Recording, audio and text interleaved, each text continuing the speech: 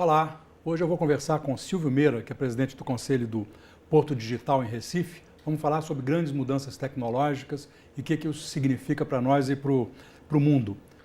Nós estamos vivendo um conjunto de mudanças de tecnologias digitais que vem da década de 70 com os chips, com circuitos integrados de alta densidade, que começaram basicamente em 1972, depois com os computadores pessoais na década de 80, depois com redes na década de 90, depois com mobilidade pessoal, informatização das pessoas na década de 2000. E agora, na década de 2010, com o começo da internet das coisas.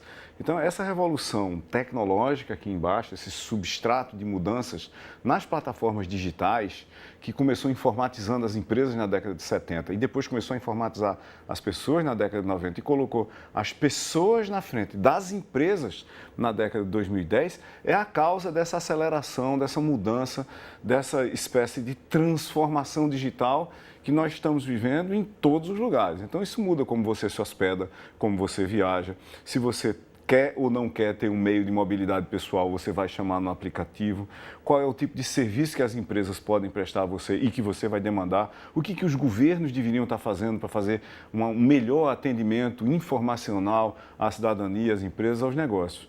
Então, essa velocidade de mudança que a gente vê é porque a tecnologia não ficou estável embaixo. Você tem uma interação de uma revolução de eletrônica digital, combinada com a revolução de software, com a revolução de rede, com a revolução de coisas, todas elas empilhadas e ainda mudando em alta velocidade.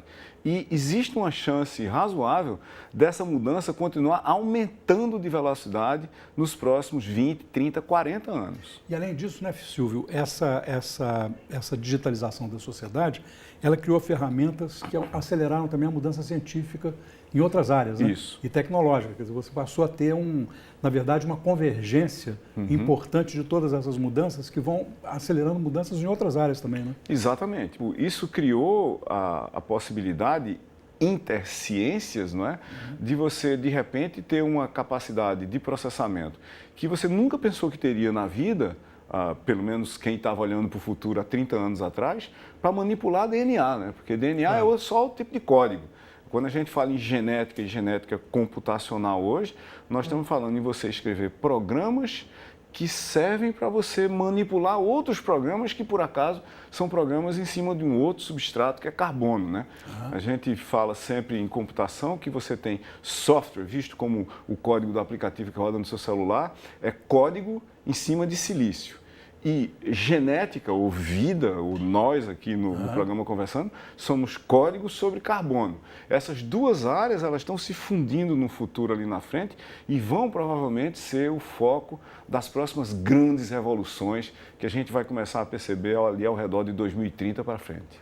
E é interessante isso que você está falando, porque eu vejo também que do ponto de vista sociológico, que é a minha área, você tem também essa convergência, né? Quer dizer, você pode dizer o seguinte, tem a sociosfera, que somos nós dois aqui interagindo, mas para nós interagirmos aqui, a gente já entrou em contato virtual, pela ciberesfera, né? E elas cada vez se combinam mais, quer dizer, elas se misturam mais, exatamente esse processo de convergência, que eu acho que a nanotecnologia, a nanociência tem muito disso também, né? E vão surgindo novos ramos de ciência, como vão surgindo novas ferramentas e novas possibilidades de interação social e política que vão revolucionar mesmo a sociedade humana, né?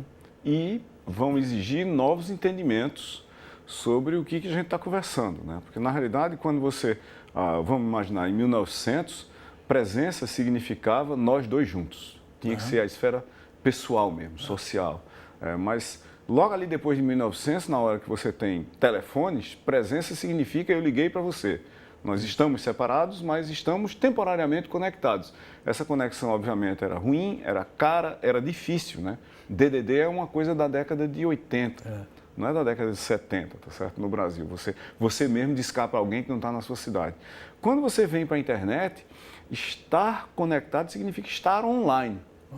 Então, mesmo que nós não estejamos na rede no momento, nossas presenças digitais estão lá. Meu LinkedIn está lá, meu Twitter está lá, meu WhatsApp está lá, e as pessoas estão falando comigo. Eu vou responder depois. Você deslocaliza e desincroniza a presença. Quando você entra nessa era das coisas, que nós estamos entrando agora, de repente eu tenho uma coisa que me representa, um relógio em algum lugar, um dispositivo, uma porta, ela atende como se fosse eu, mesmo sem eu estar lá, mas eventualmente com regras minhas. O entendimento dessa infosfera que envolve o físico, envolve o virtual, é completamente diferente de só o virtual ou de só o físico. Só o físico. Mas isso cria uma certa expectativa de que a tecnologia, por si só, vai resolver vários problemas que a gente está tendo dificuldade para resolver, né? Tem gente que acha que vai resolver tudo. Tudo, né? E a tecnologia, em última análise, não resolve nada. Porque principalmente as tecnologias de uso pessoal, as tecnologias que a gente tem que entender e fazer o uso competente para resolver problemas, elas têm um problema associado ao uso delas próprias, que é o problema de entendimento. É o problema de limites, é o problema de complexidades, é o problema de impactos e efeitos colaterais. Então, você pega, por exemplo, ferramentas de comunicação pessoal, na forma de qualquer aplicativo que você pense.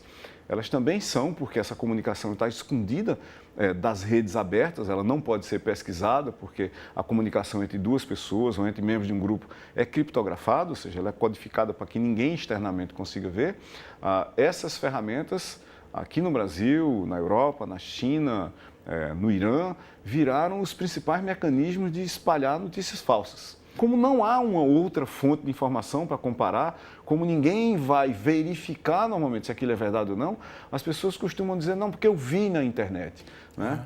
A internet é como se fosse um papel, de outra forma. Né? Nem tudo que no passado era publicado em papel era verdade. Assim como nem tudo que aparece na internet, seja lá em que site, ou em que e-mail, em que dispositivo for, é verdade também. Então a gente criou, de uma certa forma, tantos problemas quantos a gente resolveu, e alguns dos problemas que nós criamos na internet são de dificílima solução. Você não acha que, no caso, por exemplo, das fake news, eu tenho uma hipótese de que vai ser um processo mais ou menos parecido com o dos vírus e dos malwares. Né? Você cria uma coisa que intoxica as comunicações e aí você cria uma oportunidade para a gente chegar lá e desintoxicar, né? Vender vacina, vender antivírus, vender anti-fake news, né? É possível você usar software para detectar notícias falsas ou notícias deliberadamente espalhadas como falsas, da mesma forma que é possível tratar vírus de computador. Mas tem um problema. Tem um problema aqui, quer dizer, a gente tem algumas leis básicas na computação, tá certo? E um dos teoremas fundamentais da computação é o seguinte: é impossível você detectar um vírus antes de você vê-lo pela primeira vez. Claro. Então você tem que primeiro ver Primeiro ele, você tem que ser contaminado pela fake news. Descobrir que aquele cara é um vírus e aí escrever um antivírus de propósito específico para ele. Na realidade, você bota um código num antivírus genérico que trata aquele também. Então o problema das fake news é que tem esse mesmo aspecto. Primeiro, um bocado de gente é contaminado. Aí você diz, epa, isso aqui não é verdade. O que a gente está vivendo é um tempo de transição tecnológica, onde às vezes as pessoas chegam para mim e dizem, bom mesmo era quando não tinha internet ainda. Eu digo, exatamente, você botava carta no correio, levava meses para chegar. Existe uma espécie de uma saudade do futuro, sabe? O Karl Valentin, ele tem uma frase, ele é um cômico alemão ali entre a Primeira e a Segunda Guerra Mundial, ali de Munique, e ele tem uma frase fantástica para mim, que é o seguinte: o futuro era melhor no passado. As pessoas têm saudade de um futuro que elas imaginaram, mas o futuro não acontece assim. O futuro vem do próprio futuro e ele vem com os problemas dele, ele vem com as soluções dele e vem com os problemas dele também. Com seus inesperados também, né? Com seus imprevisíveis e tal, claro. Ô Silvio, e agora, por outro lado, está claro que essa velocidade da mudança digital, ela não é acompanhada em lugar nenhum do mundo, em alguns lugares menos do que em outros, por uma, digitalização do comportamento, uma nova ferramenta de convivência social, né, que saiba usar melhor essas tecnologias e, por outro lado, controlar os seus efeitos nocivos melhor. Né? Falta ali uma infraestrutura social, sociológica, né, educacional, que está sempre um pouco atrás da mudança tecnológica. Você não acha isso? Não? Eu acho. Nessa transição, né, nessas tecnologias de transição como a internet, você perde certas coisas e ganha algumas outras, do ponto de vista de habilitação de comportamentos pessoais. Muita gente reclama de ter perdido a paz, muita gente reclama de que não consegue mais viver porque tem que prestar atenção em muita coisa. Então, por exemplo, nós não Não tivemos, historicamente, o treinamento para criar filtros para a informação, porque a informação era escassa. No passado, quanto mais informação, melhor. Se você lia um jornal, era bom. Se você lia 2 jornais, era melhor ainda. Mas o que acontece quando você tem milhões de fontes de informação em rede? E mais um bocado de gente mandando coisas para você nos grupos de comunicação que você tem o tempo todo. Então, você tem que desenvolver filtros. O principal problema que está envolvido aí é a educação mesmo, né? Na hora que a gente conseguir educar as pessoas estruturalmente para fazer isso. Como a gente educou para escrever, para ler, para compor texto, para fazer pesquisa científica, a humanidade acaba desenvolvendo métodos e processos para fazer as coisas assim que a gente saiba um conjunto de formas minimamente competentes para fazer aquilo. O problema é que o digital, como a gente falou no começo, ele tem evoluído tão rapidamente que quando a gente estabelece um conjunto de métodos e processos, ele está obsoleto. Ele já mudou, né? Ele está obsoleto. Aí essa dinâmica fica, vamos dizer assim, atrasada o tempo todo. Então, você acabou de aprender alguma coisa, acabou de surgir alguma coisa nova. Quer ver um desenvolvimento não trivial que vai complicar muito a vida de quem trata fake news? É a possibilidade de, usando inteligência artificial, computação gráfica, síntese textual, você fazer vídeos aparentemente com a presença de certas pessoas de interesse, ex-presidentes, presidentes, vereadores, deputados e senadores, que são exatamente iguais no aspecto e no conteúdo ao que aquelas pessoas diriam, só que com o que você quer que elas digam. Isso vai ser extremamente difícil das pessoas, elas próprias, detectarem. Você vai ter que detectar isso usando software, para ir avisar para as pessoas, sabe aquele vídeo que está circulando lá? Não é isso. Mas tem uma tendência humana de pegar a primeira informação e absorver, se você quer crer nela, né? Nós temos um pressuposto de crença a priori. Se é uma coisa que eu quero acreditar, que alguém disse, eu vou acreditar. Depois, para você me convencer que não foi aquilo, dá um trabalho muito grande. Né? Na verdade, a gente precisa de ter uma educação para o digital. Né? E crítica, uma educação crítica, né? Para o digital. E crítica num sentido novo. Novo, né? Como a gente precisava, no mundo analógico, de uma educação crítica que permitisse a pessoa se colocar no mundo de uma forma não inteiramente dependente dos outros. Mas aquele mundo era de informação escassa e editada. Exatamente. Quando você comprava um livro de uma certa editora, você sabia que aquele livro tinha um viés de entendimento de mundo, consequentemente de política, de sociologia, de economia, do que fosse.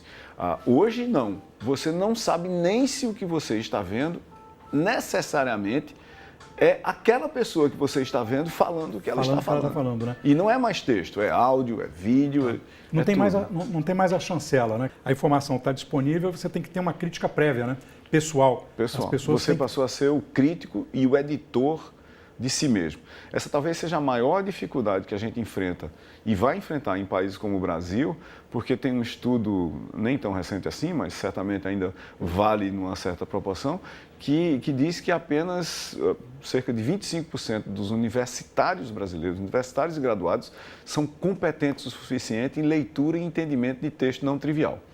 Quando a gente tem 75% das pessoas num estágio onde elas não conseguem separar o joio do trigo num texto não trivial, elas tendem ou a acreditar naquilo, se quiserem, ou a não acreditar, mesmo que seja verdade. Isso é um baita desafio para todos nós, né? Silvio Meira, muito obrigado. Grande prazer. Obrigado a você também. Se você gostou desse episódio, quer revê-lo ou ver qualquer outro episódio da entrevista, acesse o Futura Play. Até mais.